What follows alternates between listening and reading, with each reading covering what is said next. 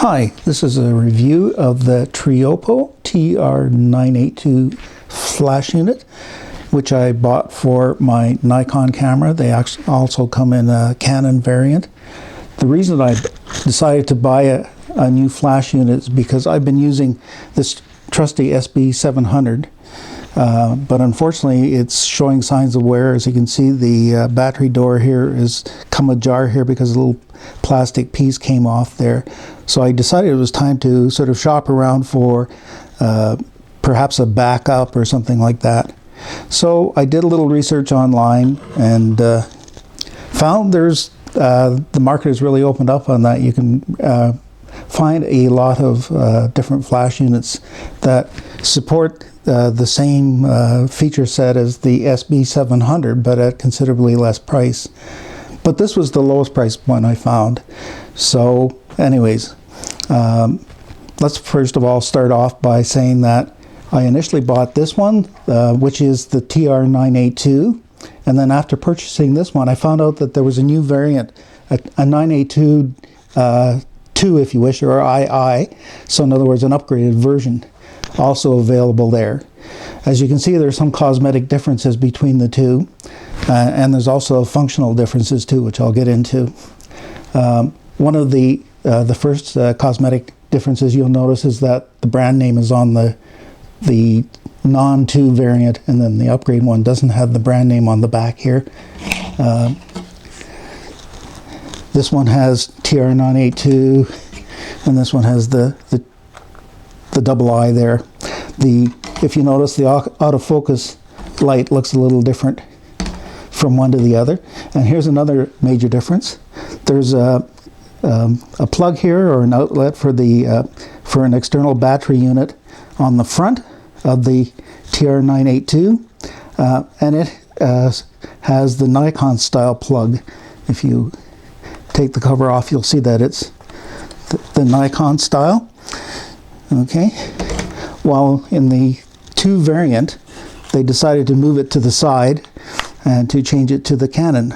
Now they both have a PC plug. It's the old style PC plug. It's on the side in both cases, but in the case of the 2 variant, it's together with the external battery. Now they both support turning around like that. They both come with a little stand, which I just dropped. So I'll pick that up. Okay. They also come with the little diffuser unit. They come with a case. Okay. And they also come in with a user manual, which I found was kind of useless. Okay, at least the English version is really very difficult to follow. So you really have to use trial and error with this flash unit, unfortunately. Okay, so let's put this back on the stand. Okay.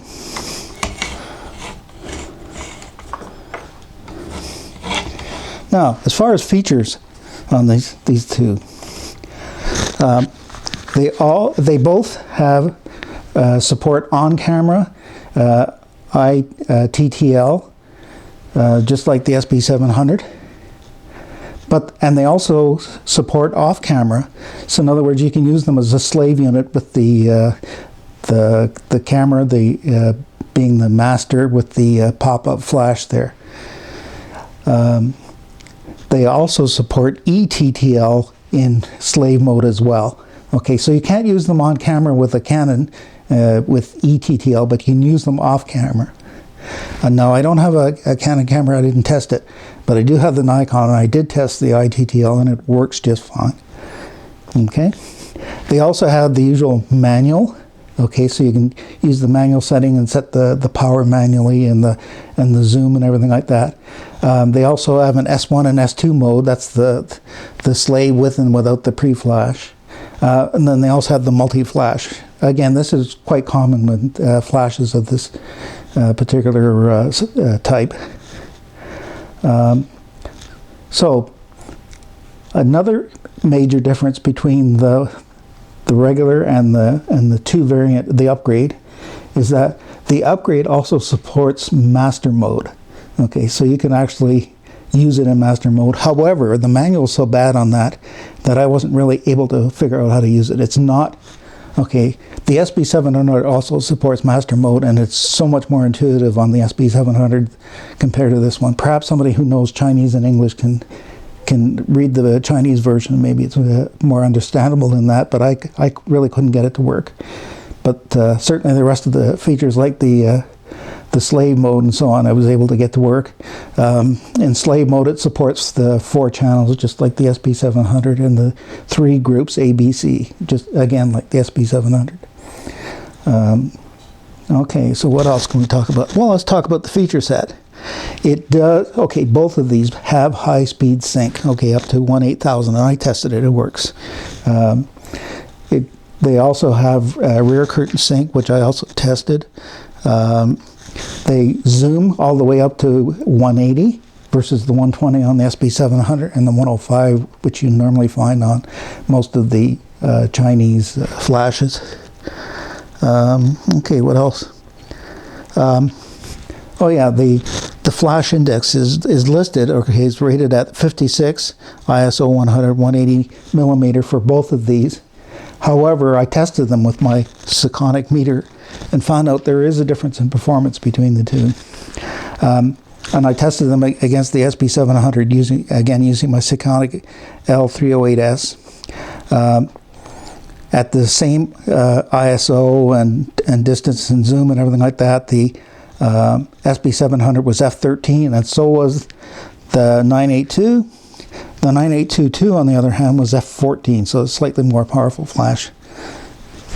Okay, so maybe we can talk a bit how they operate.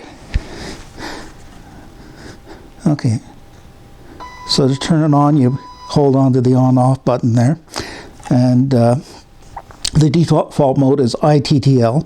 Okay, so that means really on-camera iTTL, but you can change the mode to manual or multi using this mode button. But there's also another sort of secret mode button. If you look at the little button next to the clear,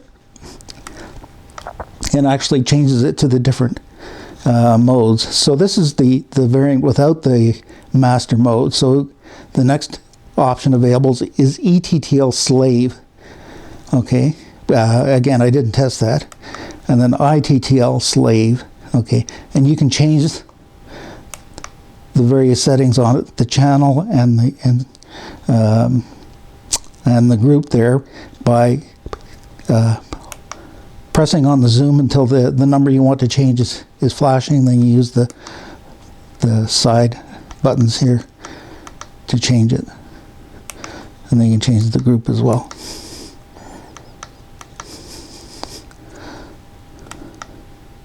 And then you can also go into S1, S2. Okay, and then it cycles back again. Okay, and then if you want to set it back to, default setting, then you just hold both of these together and you press on it. Okay, so if I go to this one, which is the 2 variant, and if I go through the same, see, master. Okay, now here's where I run into problems trying to figure out, well, how do I set the flash setting for the various channels the various groups, A, B, and C. It goes all the way up to C group as well. And I did manage to get it so that it would turn the flash off, so that you can do the same thing like you do with the on-camera flash, the pop-up flash. You can sort of set it so it doesn't affect the picture, but it just sends out the flash commands. Okay, so you can do that as well with this. So maybe somebody can actually fight with that and figure out how it works, and maybe set up another YouTube video for the rest of us. Okay, so that pretty much covers everything. If you have any questions about this, put it in the comments and I'll try and answer them. If you want me to do any further tests on this, same thing, okay?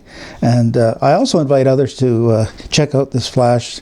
It's a really good value. By the way, I mentioned I bought it on price. You'd be very surprised to know what the price is on this. This one was like, the first one I bought was like $77 on eBay, okay? And this is from merchant that ships from Florida, so it didn't take very long to get here. And then I found this one after, okay, the 2 variant. It was shipped from China, and it took about 4 days longer, and it was actually $2 cheaper. So this is a $75 flash unit, if you can believe, with all those features, and they work.